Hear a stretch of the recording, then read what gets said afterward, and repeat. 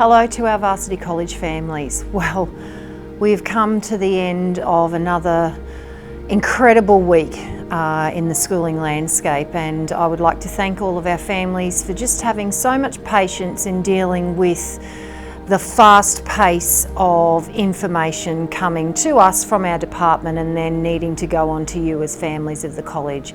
I understand that at times you feel like we are always playing catch up, and that's certainly not our intention, but we must make sure that when we provide you with information, it's accurate.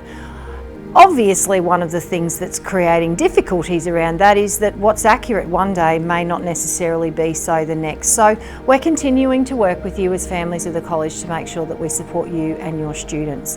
But finishing this week and moving into week 10, as you would all know, you received my email this morning stating that next week we have 5 student-free days. However, for workers, essential workers who must attend their place of work and employment, our school is open for your children. However, I do need to make some things really clear, and that is firstly that we are not running normal classes as we normally would during a normal term. We are supervising your students, and we will have them in classrooms fully taken care of, fully supervised, so they will be safe and they will be well. However, we won't be running normal classes. We will have some alternative program happening, and we'll provide that information for you as well. We are expecting our numbers to be extremely low next week. Our numbers are already low today, as you would imagine. So we are saying that if you or an adult is in your home next week and can look after your children, don't send them to school. Keep them in the home, because one of the things that we are trying to do as a society is to minimise the amount that we move around. Now, I know that's difficult. I truly do. I understand that having small children inside can make things a little bit tense, but what we are looking at is putting in place a whole host of things, particularly for our younger prep to 2s, in terms of videoing some aspects of our teachers' work so that we can keep them engaged and make sure that in the home we are supporting you. But one thing we do need to make sure that we're all aware of is that this is about minimising movement in our community. So can I please ask that if you are an essential worker and you are attending work next week, and as such you will be sending your child to school, please make sure that the amount of movement this weekend that they are doing is as minimal as possible. Being a person who likes to get out and about on the weekends, I understand that's difficult. I wouldn't say that I'm terribly impressed about having to stay indoors for my weekend either, but I'm going to do so because that is my social responsibility, and I'm going to be coming back here into this school community on Monday. Once we have a look at who we have here Monday, how many students we've got, both on our primary and our secondary campus, we'll then continue to communicate with you around what it will be that we will be doing next week with our students to make sure that they're engaged and well looked after for the week.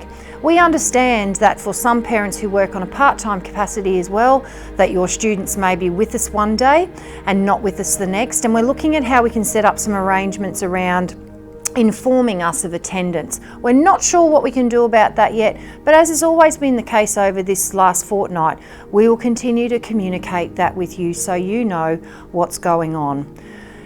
It is about us continuing to work together.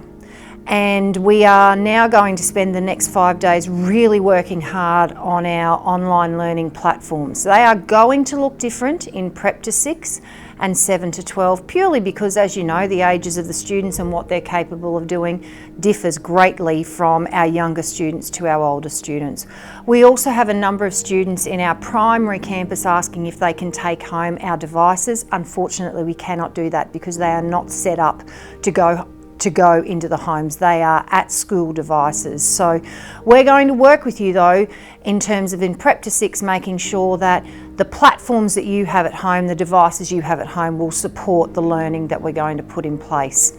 So at the end of what's been another massive week in Varsity College, both within our school and in our community, I want to thank parents and I want to thank students for the way in which we really have remained calm Yes, I know we've still got lots of questions and people are still continuing to email me daily, and I thank you for those emails. Again, thank you for the words of encouragement and support. We are all doing well.